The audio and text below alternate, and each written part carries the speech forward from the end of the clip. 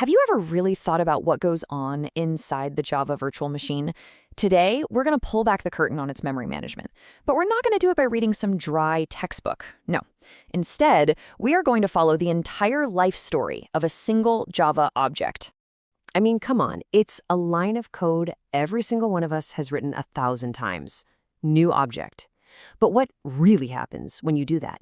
Where does this new object actually go? And what decides its fate? Okay, let's get into it. We're going to trace its complete life cycle, from the exact moment it's created in memory, through its desperate struggles to survive, all the way to the final moment the garbage collector decides its time is up. This, right here, is the secret life of a Java object. All right, so Act 1. Our story kicks off the very instant that new keyword gets executed. But to understand where our object is born, we first have to get our heads around the two main places the JVM stores stuff in memory. Okay, so on one side, you've got the stack. Think of this stack as being super fast, very organized, and it's used for short-term things, like method calls and local variables. Most importantly, it holds the references, the pointers to our objects. Then, on the other side, you have the heap. This is a much bigger, kind of wilder area where the actual objects themselves get to live. So here's the key takeaway. The stack is where we keep the map, but the heap, that's the actual territory. The stack is lightning fast. It follows a strict last-in, first-out rule. And since every thread gets its own, it's totally safe. The heap, on the other hand, is a big shared space. It's a bit slower, but it's the only place for all those objects that need to stick around. And that's exactly where our new object is about to be born. But the heap isn't just one giant, messy pile of memory. Oh no, the JVM is way smarter than that. It divides the heap based on a really important observation. Most objects die young. Seriously. So this leads to two main neighborhoods: a young generation for all the new kids on the block, and an old generation for the objects that prove they're tough enough to stick around. And here it is, the very first moment of our object's life. It comes into existence in a special part of that young generation called the Eden space. You can just picture it like a nursery, right? It's filled with all the other brand new objects your application just created. Life is pretty simple here, for now.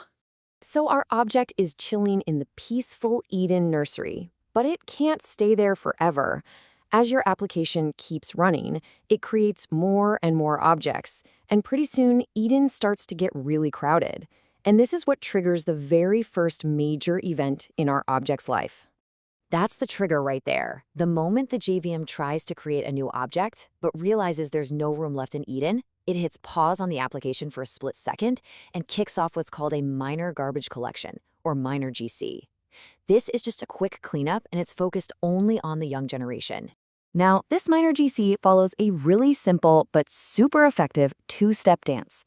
First, it has to figure out who's still needed, and then it cleans up all the rest.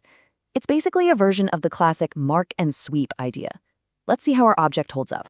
So in the mark phase, the garbage collector plays detective. It starts from the stack, from your running code, and it follows every single reference trail to see which objects in the heap are still reachable or alive. Now, let's say your application still has a reference to our object. Great. It gets a mark, a little tag that says, hey, I'm still needed. Any other objects that no one is pointing to anymore, they get left unmarked. Next up is the sweep and copy. All those unmarked, unreachable objects just sitting in Eden are completely deleted. Poof, their memory is instantly reclaimed. But our object, because it was marked, it survives. And as a reward, it gets copied out of Eden and moved into one of two special survivor spaces. We'll call it S0. And this is where it gets its first bottle scar, which is actually just a piece of metadata. The JVM attaches a little age counter to our object, and since it just survived its very first minor GC, its age is now 1. This age, this is the key to its entire future. Surviving one cleanup is a great start, but it's just the beginning. To really secure a long-term spot in the heap, our object has to prove over and over again that it's essential. It has to earn its promotion. So, time passes. Eden fills up again, which triggers another minor GC. The whole process repeats. The GC marks live objects in both Eden and the current survivor space, S0. Then, all the survivors, including our hero object, get copied to the other survivor space, S1, and their age gets bumped up. Our object's age is now 2. This whole cycle continues. with the live objects getting bounced back and forth between S0 and S1. Now, the JVM has this setting you can change, called the promotion threshold. It's basically the magic number an object's age has to hit to be considered long-lived. Let's just say for our system, that threshold is 3. Well, after surviving one more minor GC, our object's age is incremented again. It's now 3. It has officially reached the threshold. And with that, it gets its promotion.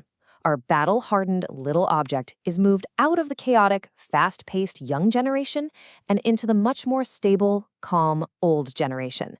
This is the place for important, long-lived objects that the garbage collector is going to check on way, way less frequently. Our object has had a long, useful life in the old generation. But hey, nothing lasts forever. Eventually, the application moves on, and the one thing that kept our object alive this whole time, its reference, is about to disappear. Maybe the method that was using our object finally finishes. The reference variable on the stack just vanishes. Or maybe a developer explicitly sets that reference to null. Either way, that golden thread connecting the application to our object is now cut. It has officially become unreachable. For a little while, nothing happens. The old generation is cleaned up so rarely that our object just sits there forgotten. But eventually, even this massive space starts to fill up, and that triggers a much bigger, much slower event, a major GC, sometimes called a full GC. The garbage collector now runs its mark and sweep process on the entire old generation.